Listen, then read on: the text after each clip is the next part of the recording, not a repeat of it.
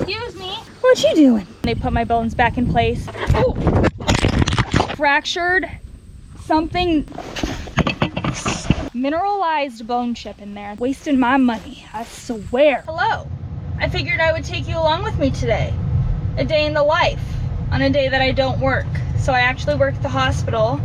I don't know if anyone has ever had a heart ultrasound or something that's called an echocardiogram. That is what I do. But I have the day off today. So I just got done at the gym. I got some big updates. I gotta go pick up my dogs. Gotta go chore the horses and make sure that they're settling in okay. And then, yeah. Stay tuned for everything that's going on. It's been kind of crazy lately. So this might look familiar. This is where I had the boys. And we have recently moved them. I don't know if you can see this little sign there, but it says Barn Talk. And this barn, the top of it, is used for a podcast. So Sawyer and his dad, they record a podcast in the barn and they have guests, and it's just really nice at the top of that barn. So last week, or maybe it was 2 weeks ago, Brenda and I loaded up the horses and we moved them out to my dad's property that I'm going to be renting. Are you ready? I'm ready. For this adventure? They're ready. They're What do you think, boys? Big pastures, lots of fresh grass, Yes. areas to run, so... Oh, Lord. Will they run? Can you imagine? I can't wait. These fatzos. They seem to be enjoying it. They got, like, close to 30 acres of pasture, and so I'm not disappointed, they're not disappointed. It's gonna be a short-term solution. I definitely wanted to be close to my horses still. In pain, boarding for 2 horses is just not ideal. It's not what I want to do. Everything will work out. You guys want to go with Mom? You want to go to the car? Come on, let's go. You want to go to the car? Let's go to the car. What do you think? What do you think, old man? You want to go with Mom? Come here. Oh. Hank, he's crazy. He's puppy, guys. He's all puppy. If you haven't met them yet, this is Hank. He's a half German Shepherd, half Lab, born and raised right on my dad's property because he can't contain his white German Shepherd that constantly is getting bred by the neighbor Lab. So out came something that looked like this. This old man, on the other hand, I acquired him actually. My brother-in-law's grandparents were moving off their farm, and he was always a farm dog. So we took him in, and he's a dream. He's perfect. He's the perfect dog. Other than being a little bit obese and having a hard time losing weight, he's basically your perfect dog. And I mean, he would not hurt a fly.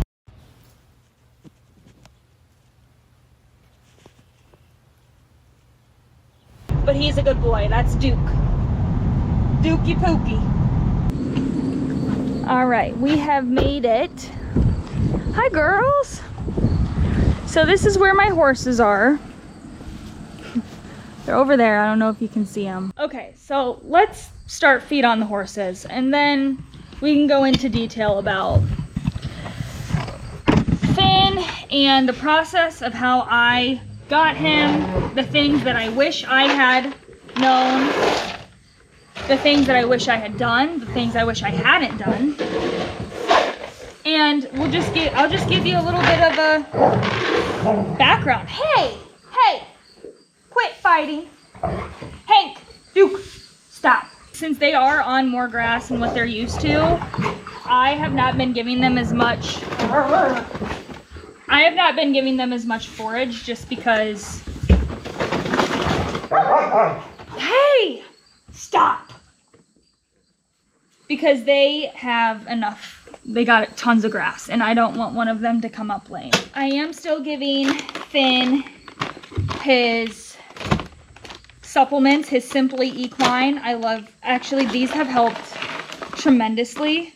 I have his digestive balance, and I have his structural boost, just because he's not a hard keeper. He's pretty fat, actually, for an off-the-track thoroughbred, but he can be a hard keeper if you don't stay on top of it. I do put water in it because Finn has had issues with gas colic. He gets your classic signs of sprawling out, trying to roll.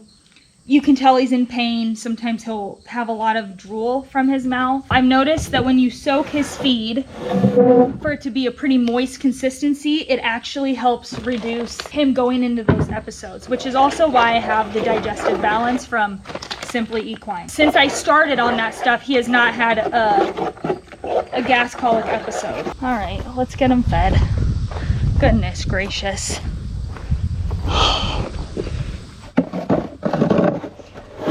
Guys, I need a new stand for this dang GoPro. What is that? Here's something about my dad. Sometimes I don't understand what he's doing here. We have screwed in mats to posts. Do you guys know what that's for? Because I don't. All right. Hey, dude, where's your fly mask? Jeez. It's tragic. Tragic. I put that on so your flies stay off your face. Here, you want to eat out of the trough? Oh. Hi. Hey, girl. What you doing? What you doing? Sweetie pie. All right. Once again, don't love this for horses. For cattle, sure, but... Finnegan! I'd like to say that horses are smart, but he's acting like he has no idea how to come through here. Finnegan! What are you doing? Finnegan, look! I got your stuff. Don't rub your eye on that sharp corner, please. So a thing about this place, my other place that I had the horses, I mean, it was like sharp end proofed to the max. This place, no, stop it. We have a little bit of work to do. There's just, hey, there's just some work to do. It'll be all right, we'll get it. Good stuff, see? You just had to figure out how to get over here, huh? I know it's new and everything.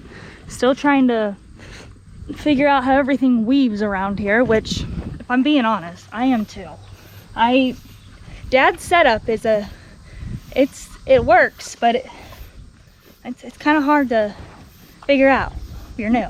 Let me give you some history. I grew up with cattle. I showed cattle when I was young. I did the whole show thing, but ever since I came out of the womb, I'm telling you, I wanted a horse. So after I came out of college, I met Sawyer. His grandpa actually always had horses and loved horses and had them at the farm, the barn that I showed previously, where I initially had my horses. And so they agreed to letting me have a horse.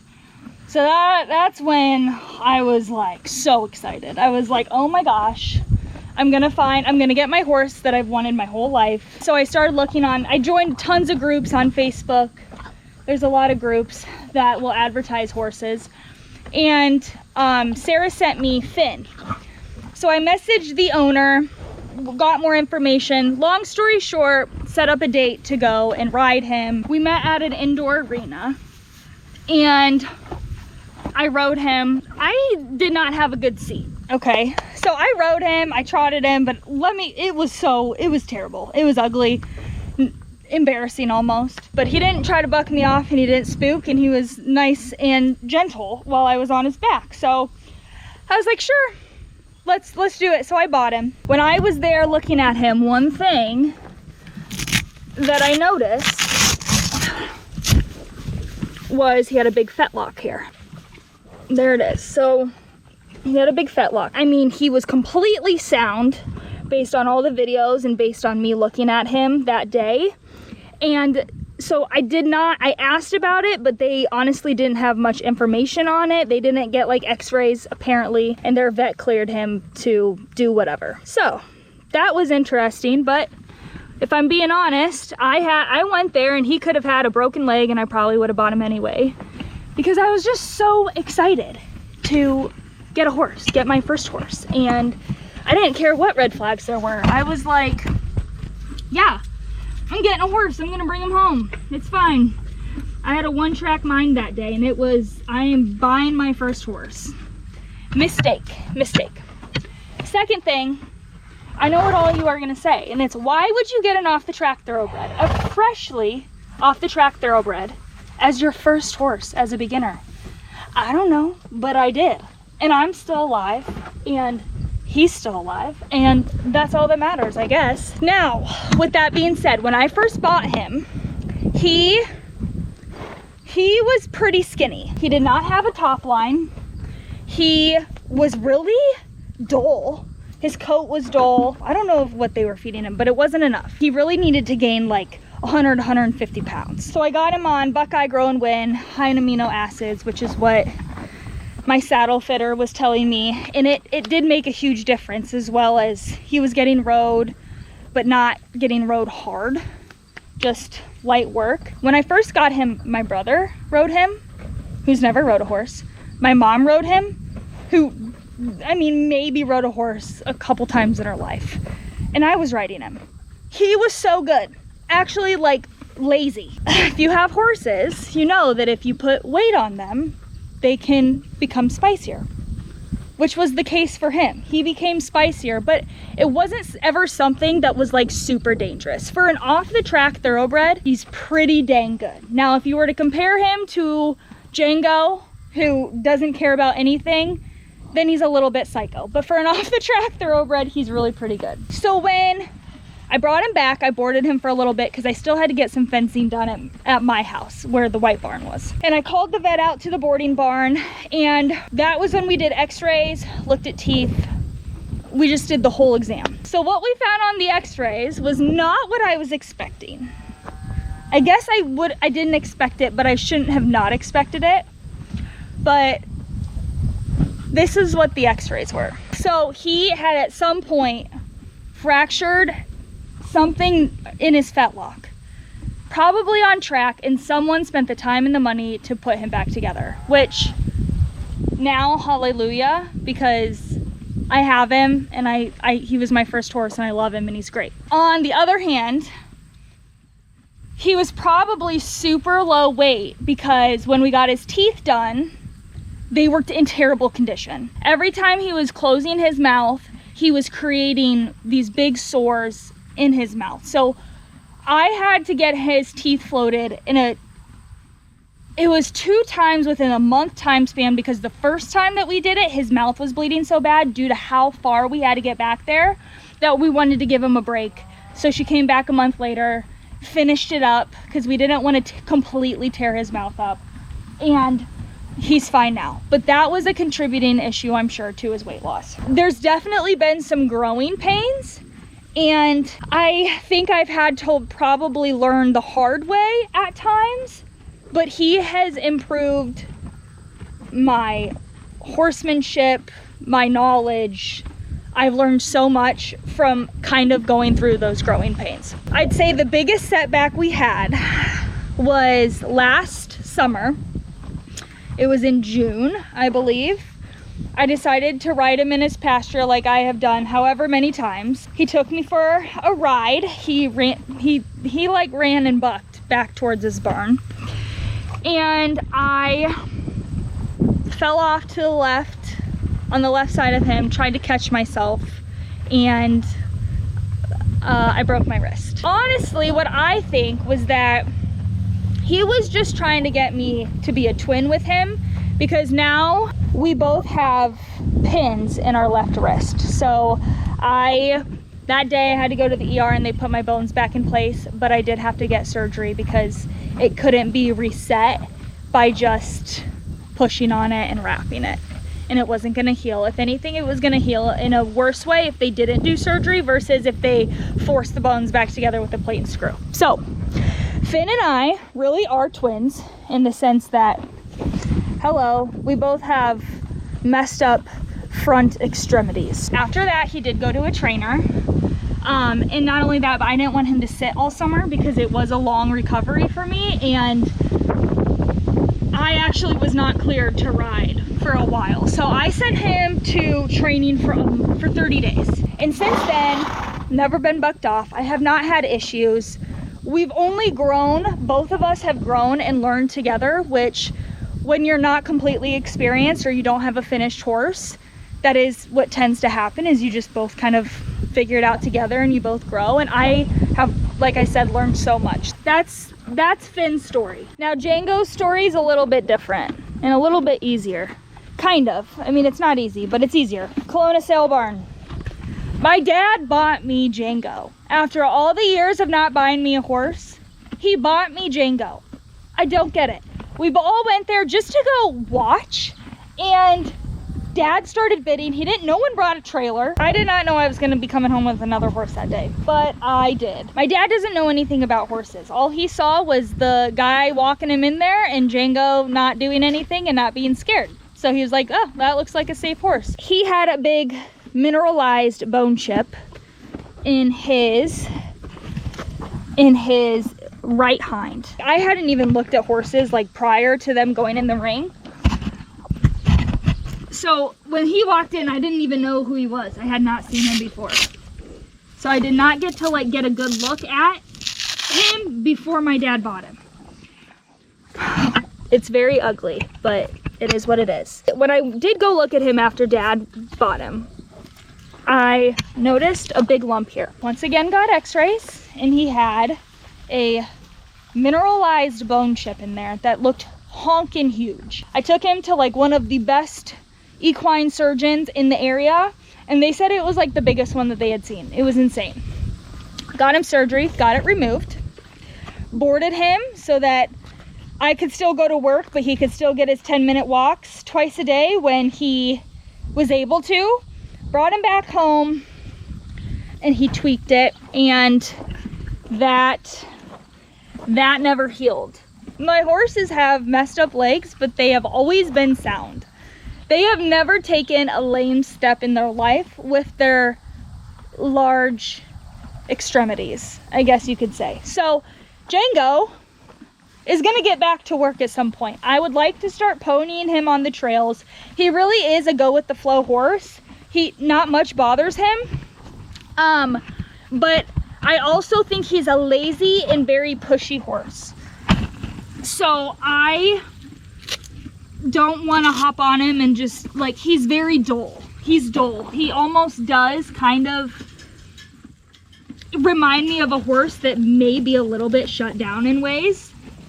He can get a little bit sour, and get a little bit, I don't know if aggressive is the right word, but he just wants to do what he wants to do, or he just somewhat shuts down when you ask things of him. So my goal is to get him going because he's gorgeous. I mean, conformation wise, I'm sure he's got some halter genetics in him, but man, like I remember when he came in the ring, like what I was looking at was his big old juicy butt. He's gonna come together. I've been trying to focus on Finn, get him to a place where Sawyer could probably ride him or anyone could ride him so that I can focus on Django. Django's still young, so he's got a little bit of time, but so exciting. Also, guys, I'm really trying to find his fly mask, but ouch, genuinely, what are the odds of that? He seems to always be the one to get it off, and where I had them before, it was a lot easier to find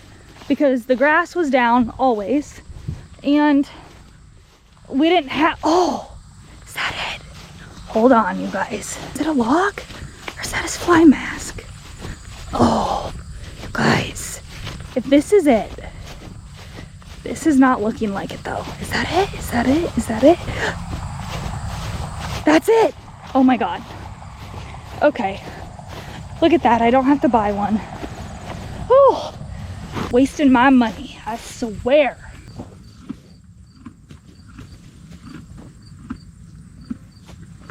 Excuse me.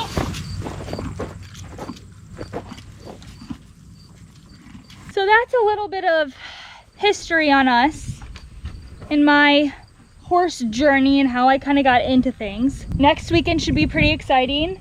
We are doing a show. We're going trail riding. I'm taking both my horses to the boarding barn, which is also a shome.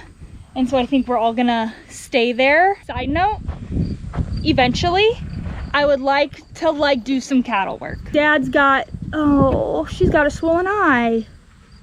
Uh-oh. I'm gonna be setting up my round pen and riding in there.